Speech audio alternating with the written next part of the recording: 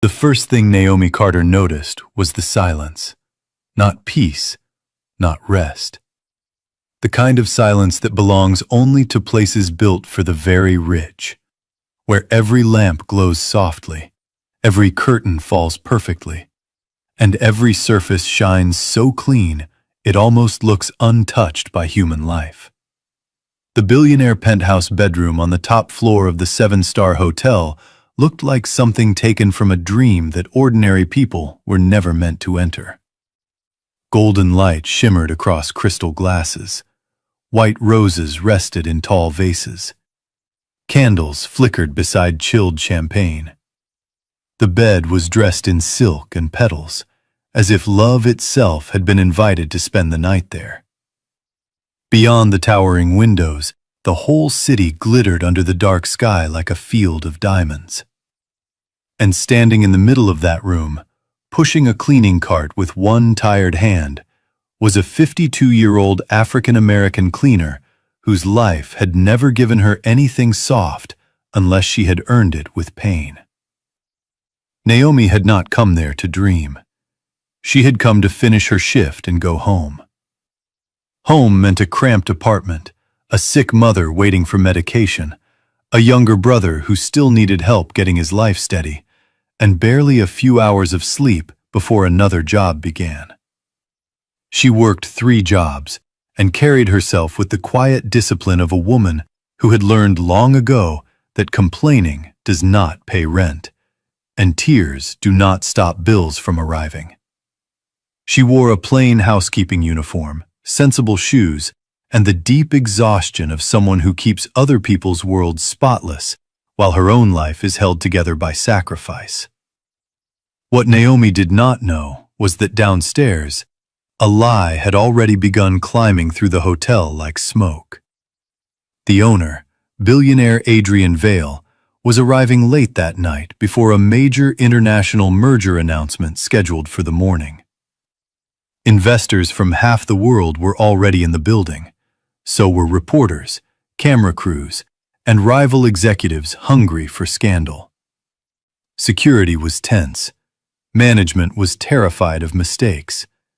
And when one nervous assistant manager saw Naomi enter the restricted elevator at the same time a private note mentioned a confidential arrival, panic did the rest. Naomi was wiping the edge of a side table when voices approached outside. She heard hurried shoes, hushed orders, and then someone say, "Make sure everything is perfect for Mrs. Vale." Naomi froze. Mrs. Vale?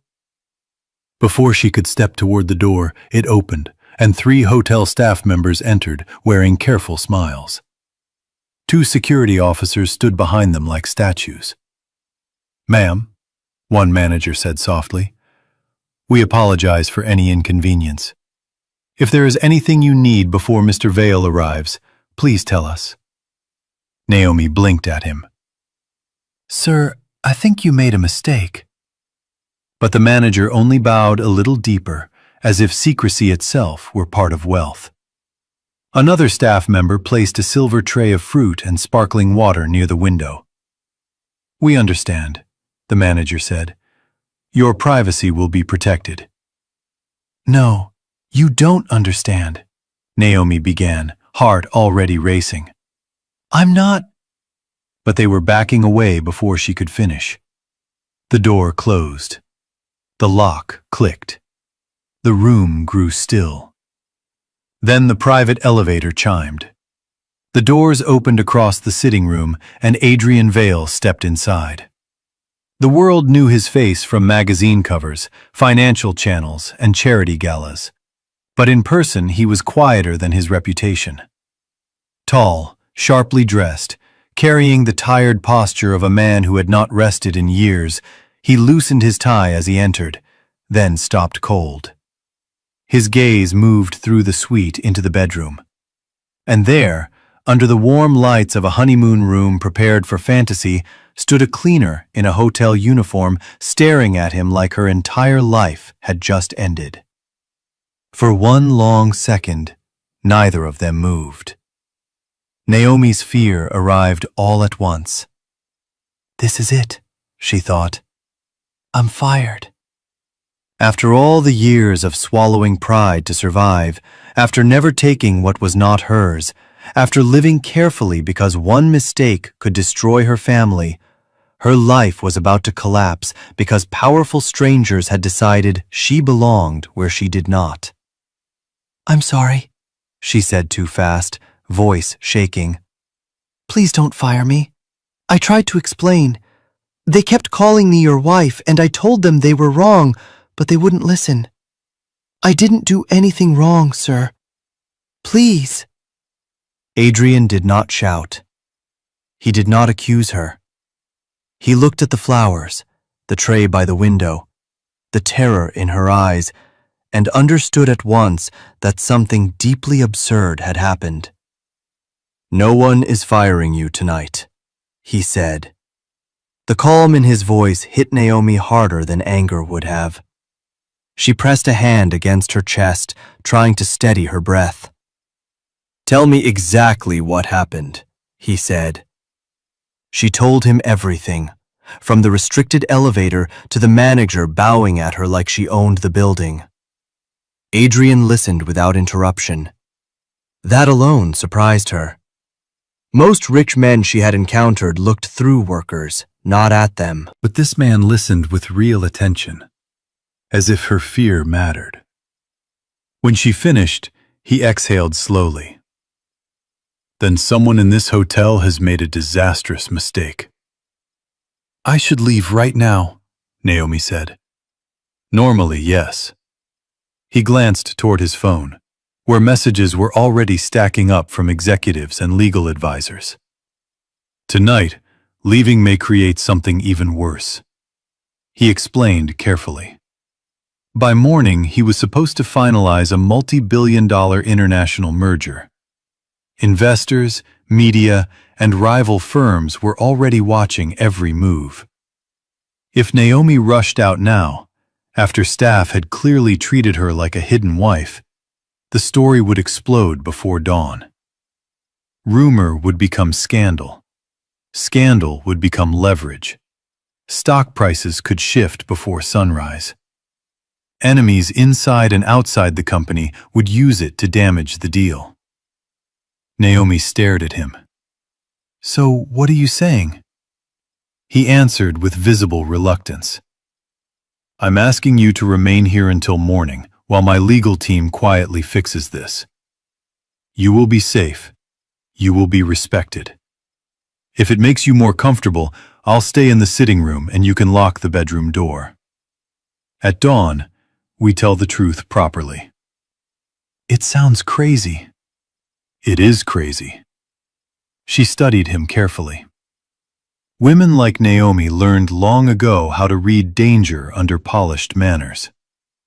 But Adrian's eyes held no hunger, no cruelty, no amusement at her fear.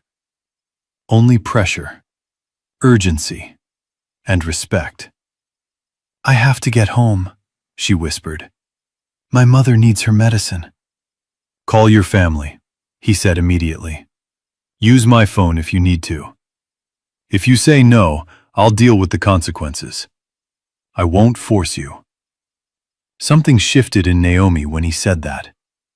Choice had been absent from her life for so long that hearing it offered to her so plainly almost hurt. She called her younger brother Marcus, told him the bus was delayed, reminded him about their mother's medication, and fought to keep her voice steady when he asked if she was all right. When the call ended, Adrian stood back and gave her space. You do not owe me this, he said. Naomi looked around the room, at the candles, the flowers, the impossible bed, the city beyond the glass. Then she looked at the man whose name ruled headlines and saw something she had not expected to find in that suite. Decency. If I stay, she said, it is because you promised I'd be safe and respected. You have my word. She nodded once. Then I'll stay until morning. Within minutes, the suite became the center of a silent emergency. Lawyers were called. Security routes changed. Staff were instructed that Mrs. Vale was not to be disturbed. A fake maintenance issue was created to keep reporters away from the elevator bank. Naomi kept wanting to correct that name again, but by now, the lie had become a fragile bridge holding disaster back. She was about to say yes, because poor people learned to lie politely about hunger, but her silence answered for her. He picked up the room service menu. Then let's fix that. I'm not used to menus without prices. Tonight, he said, that may be the least strange thing happening. Against her will, Naomi laughed. It was small, surprised, and human. It changed the room. They ordered a simple dinner: soup, chicken, vegetables, bread, tea. When it arrived, Adrian took the tray himself so no staff member would linger. They ate by the window while the city glowed below them in ribbons of gold and white. Naomi held the silverware too carefully. Adrian noticed. Conversations started cautiously, but the night had a way of stripping away pretense. He asked where she was from.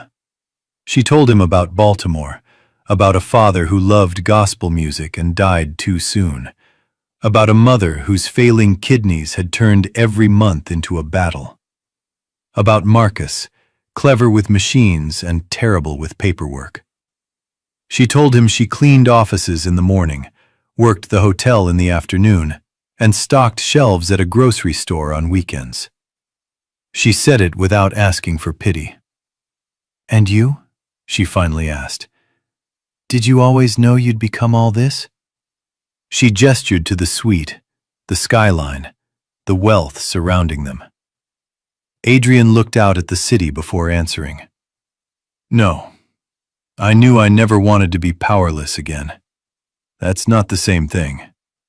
"That sounds lonely," Naomi said quietly. He nodded.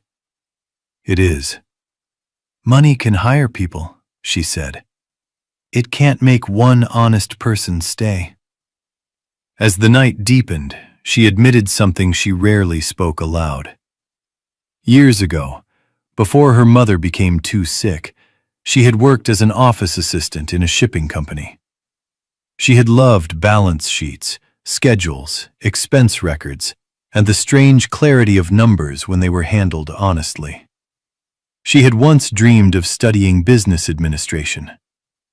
But dreams became expensive the day illness entered her home. "Do you still miss it?" Adrian asked. "Every day," she said. "But missing something doesn't pay for dialysis." A little after midnight, Adrian received a message from legal saying the hotel confusion was contained until dawn. But another message followed, and Naomi saw his face change. "Bad news?" she asked. "Maybe." He hesitated. "Two senior executives have been pushing strangers' revisions into the merger documents.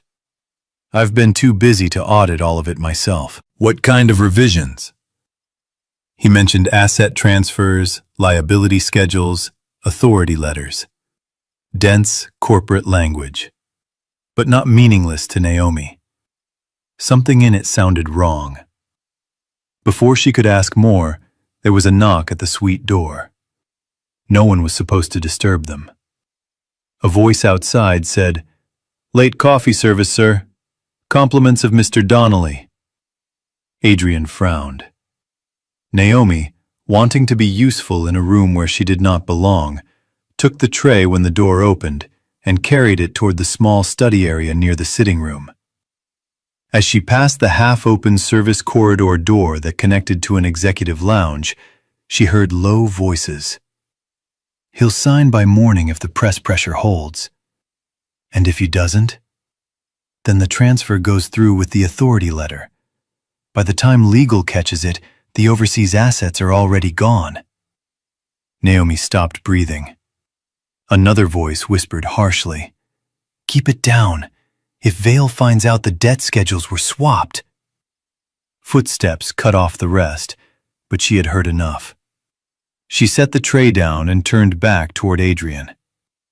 "Someone is trying to steal from you," she whispered. His expression hardened. "What?" She repeated every word exactly. He listened, but reflex made him hesitate. Not because he wanted to insult her, because power teaches people to trust titles before truth. Naomi saw it and felt the old wound open. "I know how this sounds," she said. "It isn't that I don't believe you. It's that I'm just a cleaner." The words sat between them, sharp and undeniable. Adrian looked at her, really looked, and something like shame crossed his face because she was right. That reflex had lived in him too long. Naomi lifted her chin. "Years ago I handled invoices, petty cash, shipment records. I know enough to know that men whisper like thieves when numbers stop matching." He was silent for half a second, then asked the most important question of the night. "What do you need?" She pointed toward his document case. "The merger summaries, the latest revisions, any printed schedules." He brought them. Naomi spread the papers across the table. Columns, annexes, signatures, registration numbers, footnotes. To most people, it would have looked like a wall of legal fog. To Naomi, it looked like a story trying to hide. She ran her finger down one sheet, compared it to another, then a third. "There," she said. Adrian leaned closer. "What am I seeing?" "The same subsidiary disguised two different ways. Old registration number on the liabilities, new structure on the asset transfer. If someone signs both together with a temporary authority letter, assets move before the debt exposure catches up." She flipped another page. "And this annex is missing." "What annex?" "The one referenced here, supporting schedule attached. It isn't attached." He checked. She was right. Adrian called his chief counsel at once. His voice became calm steel. "Freeze all signatures, lock down the digital data room, pull the executive printer logs, review security footage. No one leaves the floor without clearance." Adrian answered for her. "The housekeeping instinct found what your compliance team missed. Adjust your tone." The investigation exploded from there. Printer logs showed pages removed after 11. Security footage caught two senior executives meeting with an outside consultant on a restricted floor. Digital forensics revealed altered schedules and delayed uploads designed to hide debt while moving value offshore. It was not a mistake. It was corporate fraud, planned with enough precision to destroy the merger, crash confidence, seize leverage, and strip billions from the company before sunrise. And it had been uncovered because a cleaner noticed a missing annex. By 4 in the morning, the corrupt executives were under quiet watch in separate rooms. Lawyers were rewriting statements. Regulators had been alerted. Adrian ended the last call and stood in the dim penthouse with both hands braced on a chair, looking like a man who had stared over the edge of ruin and stepped back in time. "You saved my company tonight," he said. Naomi shook her head. "I just saw what was there."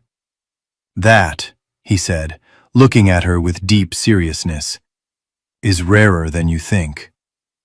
I am not sleeping in something that probably costs more than my car." "Then take the sofa." "That probably costs more than my car too." "Then think of it as revenge against the hotel." "Why all the flowers?" Naomi asked drowsily. "The hotel assumed I wanted the suite prepared for romance." "And did you?" He looked at the candles, then back at her. "No." Morning arrived too quickly. By 7 o'clock, the hotel was alive with journalists, investors, and whispering staff. Then the leak began. At 7:12, a gossip account posted that a mystery woman had spent the night in Adrian Vale's penthouse. At 7:19, a blurry elevator image of Naomi appeared online.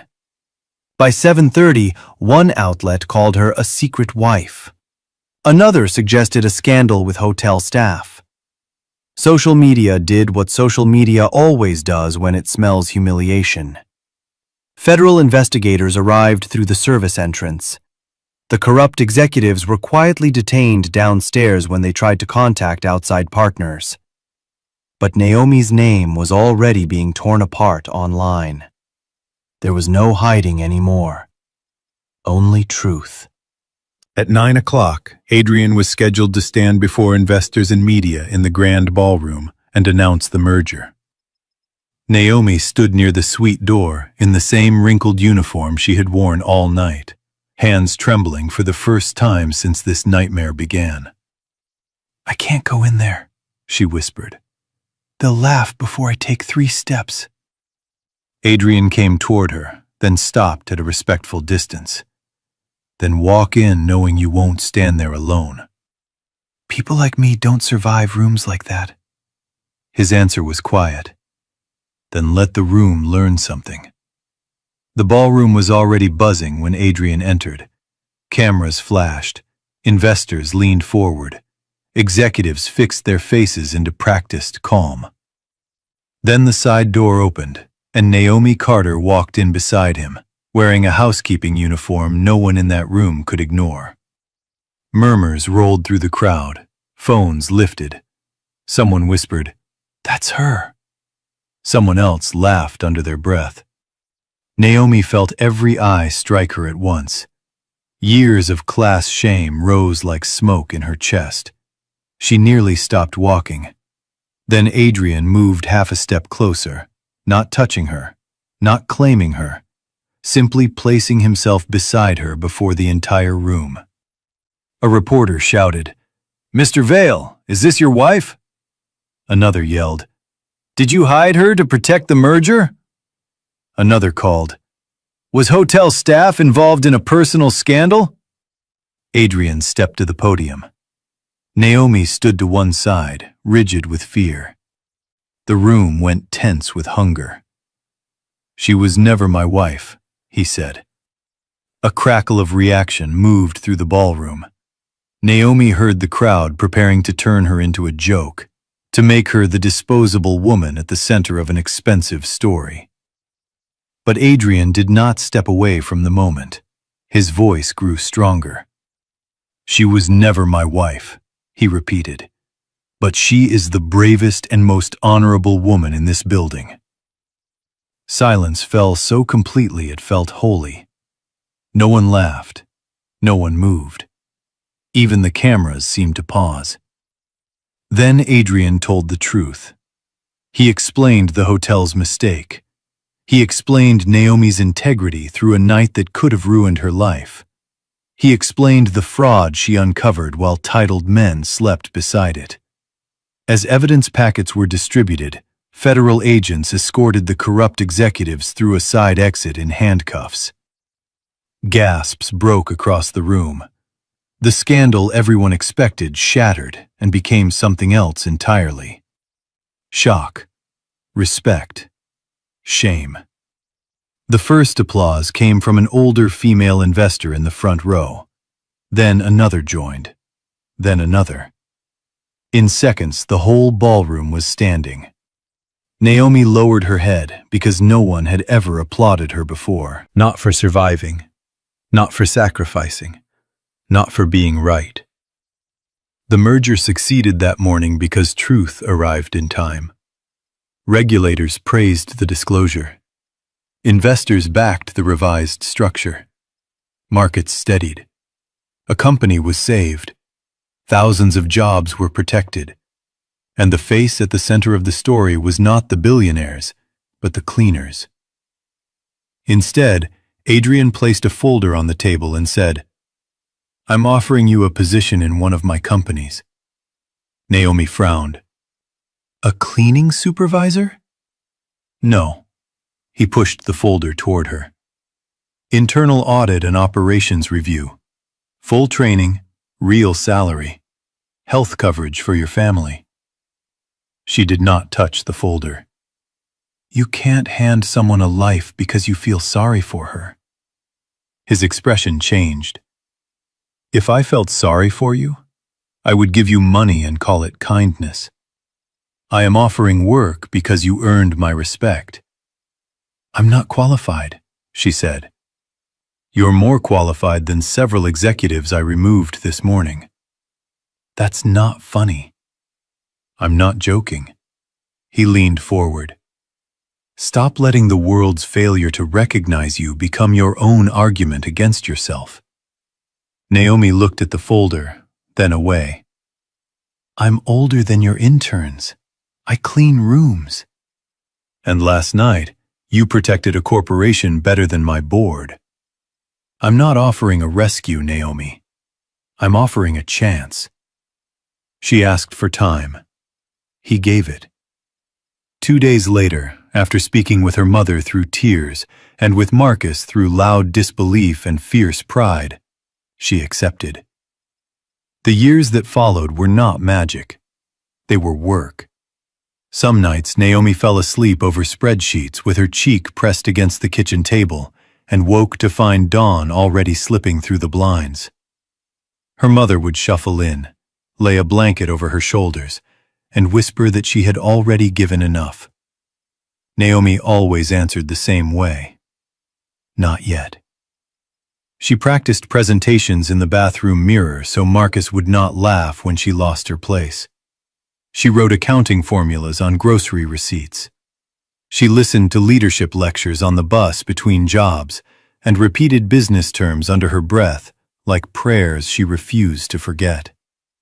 When a young analyst once mistook her for catering staff and handed her an empty coffee cup, Naomi took the cup, set it down, walked into the meeting 5 minutes later, and presented a cleaner recovery plan than anyone else in the room. She was shaking inside, but she did not let her voice shake. That was how her confidence grew. Not in one beautiful moment, but in hundreds of private victories no camera ever recorded. Every time she wanted to quit, she remembered the woman she had been in that penthouse, terrified that one misunderstanding could destroy her life. Then she remembered the man who had seen more in her than fear. Little by little, the shame left her posture. Little by little, her talent stopped apologizing for existing. And little by little, the rooms that once made her feel small began to feel like rooms she had every right to lead. By the time her own name appeared on office doors, even the doubters had learned a painful truth. Discipline can come from anywhere, and grace can outperform pedigree. She studied at night at her kitchen table while her mother slept in the next room. She relearned accounting software, compliance systems, and contract law through online classes and internal training. She failed one certification exam by 6 points, cried in the laundry room where no one could see her, then took it again and passed. She filled notebooks with terms younger analysts used too casually. She asked smart questions. She made fewer excuses than anyone around her. Every day she walked into buildings that once would have swallowed her confidence, and every day she left knowing a little more. Adrian did not carry her. He did something harder. He opened doors, then insisted she earn what waited behind them. He corrected her when she was sloppy. He challenged her assumptions. He praised only what was deserved. When office politics turned cruel, he did not rescue her with public favoritism, because he knew that kind of help destroys respect.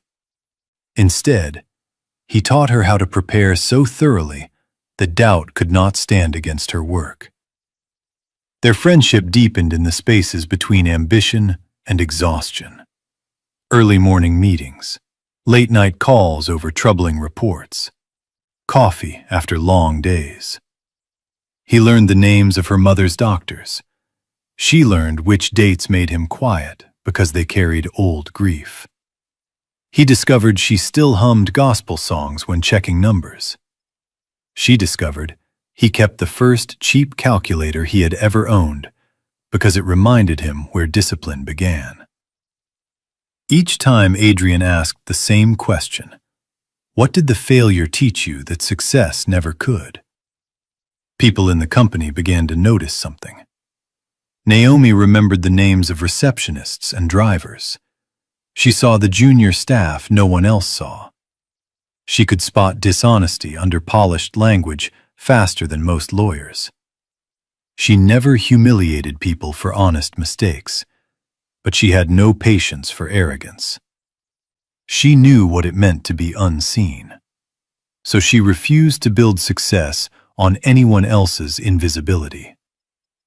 When she became director, the promotion was respected. When she became vice president 3 years later, it was undeniable. And when a struggling subsidiary needed a new chief executive after 2 glamorous failures, Adrian nominated her.